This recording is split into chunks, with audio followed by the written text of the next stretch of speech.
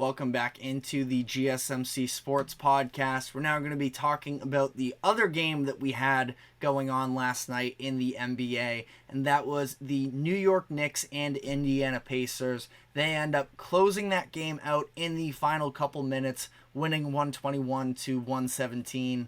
So I want to just sort of get my thoughts out of the way here. I hate talking about the referees in games because I do fully believe that the outcome of a game cannot be fully determined by the referees. You play, however many minutes. It is a very long game, and I don't think that any individual calls can ultimately cost you the game. That's how I felt in the last Knicks series when 76ers fans were mad about the results of Game 2. But if there is going to be a direction, again, all of this is so stupid to even talk about, but I would at least prefer, refs to sort of swallow their whistles than, overcall things. And last night, it felt like we were getting such an awesome game, and the referees, I wouldn't say they ruined it fully because it was still a great competitive game, but they were just way too involved down the stretch.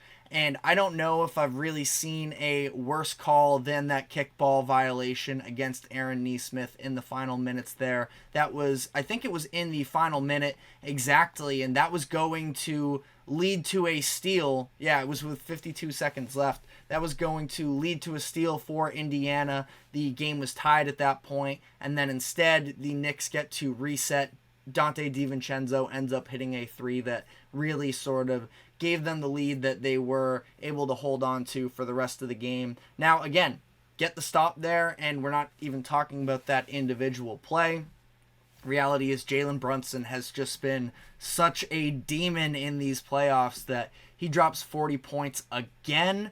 It was 43 to be exact, his fourth straight game with 40 or more points in the playoffs. So you absolutely have to credit him. And in that situation, because of the fact that Brunson was just dealing so much, the Pacers sort of had to collapse in on him, opens up the shooter, and that's that. Get the stop, not having the conversation. But I thought that was horrendous. And then the illegal screen, it's sort of similar to the situation when we saw Iowa UConn in the women's tournament during March.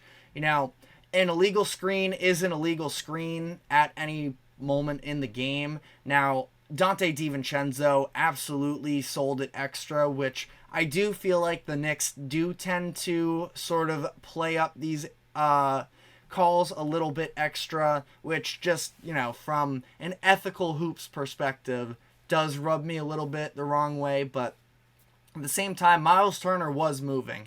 So I don't like the call. I understand it, and I don't think that you can fully get mad at it and say that the referees carried the Knicks to this win. I just hate that we're even talking about the referees, and I know that I'm the one doing it, but it's because it was so prominent last night in the last couple minutes of what, again, was a tremendous game, and a game that if you're a Pacers fan, you got to be feeling sick to your stomach a little bit, because it felt like this was in their control for the majority of this game, where specifically it was at the end of the first quarter and the end of the third quarter when those bench units came in. It was just such a difference maker for Indiana. And this is what I talked about as one of the keys to the series is we know the reality is the Knicks are not that deep. And Tom Thibodeau, who has a reputation of not necessarily going deep into the bench in his, coaching career in general, talk about a playoff series in particular, he's running these guys pretty much to the bone in his starting lineup, where Josh Hart played every single second of this game. You got DiVincenzo with 44, Brunson with 44, Anunoby with 42 minutes. So these bench minutes are going to be crucial for the Pacers, and they got some standout performances from their bench unit. Obi Toppin and TJ McConnell, I've been giving them their praises through the Milwaukee series, and it was fun seeing Obi Toppin. I mean, the man is a psycho for attempting that through the legs dunk in transition, but it ends up going, so it's a cool moment. But, I mean, what an anxiety inducer for Rick Carlisle that must have been. And we've seen Toppin miss these types of plays in the past. believe he even had one against Milwaukee as well. But they were great. The two of them combined for 30. Then you got some Isaiah Jackson minutes where he wasn't even a part of their lineup, really. He only played 6 minutes per game against Milwaukee. He did not play in games 2 and 3, and he came in. He was really impactful in this one on the boards for sure, but it was more than that too. Defensively, he was making his impact as well, and then Ben Shepherd got hot a little bit offensively there as well. So by the end of it, they end up with 46 bench points in comparison to the Knicks scoring just 3. And those bench minutes were what put them up late in the fourth quarter, but they weren't able to hang on. And like I said, you can absolutely, if you're a Pacers fan, feel like you got slighted a little bit by the referees in this game. But another massive part of this story of this game is the fact that you look back to the in-season tournament and Tyrese Halliburton was being put in these conversations with Shai Gilgeous-Alexander and the other top point guards in the league, and it sort of feels like offensively from an individual scoring perspective, it was a little bit of an aberration. Now, I don't think that people are necessarily fully appreciating the playmaking that Halliburton is able to put on. And last night actually only 8 assists, which felt like he had more than that, honestly. But Halliburton was also contributing some on the defensive end. I didn't think he had a bad game by any means, but this is a scenario where you have two very different team philosophies, where the Knicks, I feel like, are very much Jalen Brunson oriented, and he has come through and delivered time after time to begin these playoffs. He did so the entire regular season, and when they need a tough bucket, it's Jalen Brunson going out there. When you look back to when the in-season tournament was happening, Tyrese Halliburton was that go-to guy in crunch moments, but he just has not been the same since then. His shooting splits are way down post All-Star break. I've already talked about all of the numbers surrounding this in the past, so I'm not going to dive into it fully again. But taking just 6 shots in this game, and 5 of them coming from the perimeter. I know that he's big into driving and kicking out, but he's just not an aggressor. And, that was what made this Pacers team seem like a more formidable postseason opponent. And they're still in the second round, so I'm definitely not trying to downplay them by any means. But they don't necessarily have that crunch time scorer, and it's absolutely hurting them. So Halliburton, really nice player, but looking back on just those conversations that were being had at mid-season, it's really tough to look back on if you're a Pacers fan and think, well, what if he was that same level of player? Because Halliburton, contributes a little bit more offensively in this game, and I think that the Pacers easily win.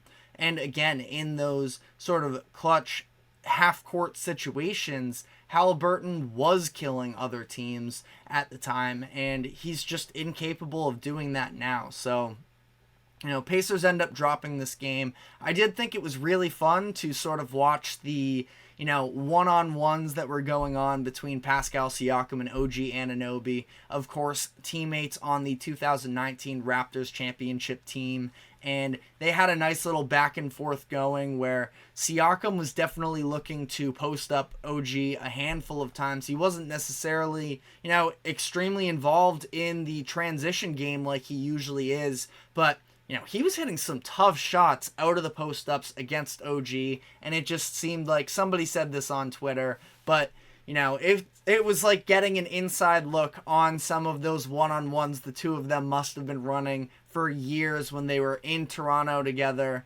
and, practicing against one another. It was just very fun to watch there. But, ultimately, I thought that one of the biggest takeaways, at least in my eyes, for this game was the fact that the Pacers do have this innate ability to sort of draw the opposing team into playing their style of pace, which, there was a comment from Josh Hart during, I believe it was the intermission going from the first quarter to the second quarter, about he was asked about the pace, and he said this is the type of pace that we want to play. Now, Hart was actually doing a really good job of running the transition game for New York, but I don't think that that is the pace that New York wants to play, and they are extremely well conditioned, and you have to give, the players and Thibodeau, because there's clearly an emphasis on that when this team practices, that we need to be ready to go from a physical conditioning standpoint. And it was definitely clear that, they were up to the challenge. But it does feel like at some point this is going to be something that is going to hurt the Knicks in the long run. The fact that, especially if through this series and, the Pacers, I think that Rick Carlisle has done a really good job. It's instilling that they themselves have to push, but they also were running all of these full court press looks. They were doing so off of misses, off of makes, off of, just regular inbounds in the full court, and sort of forcing the Knicks to run a little bit more, be more physical in the full court situation. And it seems like we could see the Knicks break down a little bit over time, but at least in game one, they were willing to step up to the challenge. Now, if I'm Tibbs, I'm probably trying to look to slow down the game a little bit more, at least, from the Knicks perspective of this. And you do what you can to limit the Pacers, but at the same time, it's very hard to do so. I did think it was interesting when you look at the rebounding numbers from last night, the fact that the Pacers were the ones that, especially early on in this game, were a lot more involved on the offensive glass. Now, the Knicks sort of started bringing a little bit more of that energy as the game went on. Specifically, Isaiah Hartenstein was really impressive with this. Josh Hart as well grabbed 4 offensive rebounds himself. So, things did sort of start to default back to the sort of averages, but I wonder if that was partially due to the fact that Thibodeau is putting so much emphasis on the Knicks trying to get back off of a miss in order to make sure that the Pacers can't run the full court the transition game and pushing the pace and all of that. So just something that I feel like there is going to be a little bit of a chess match between the coaches in this series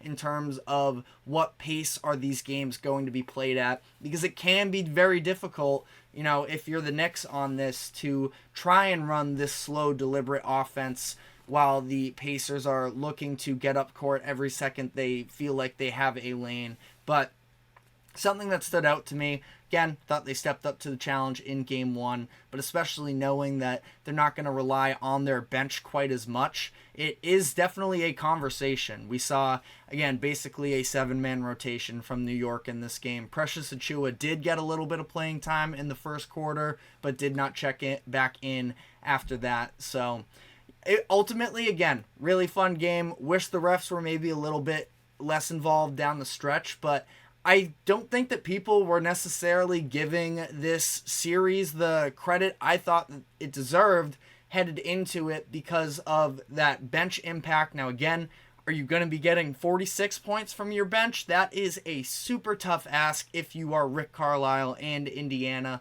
but one way or another, that is an advantage. And their starting lineup is no slouches either. We saw the way that they were able to pull the Knicks into their game, but the late game execution just was not good enough. So I think that, this is probably a Knicks in 6 series here.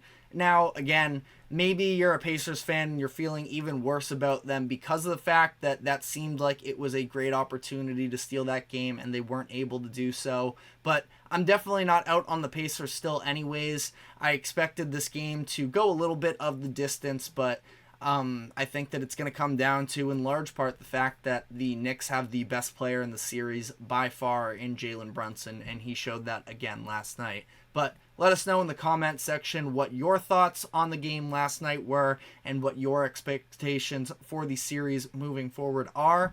We are now going to be taking our second break of the show, and when we come back on the other side, we're going to be diving into some interesting comments from Miami Heat president Pat Riley on some of his star players. So stick with us. We will be right back.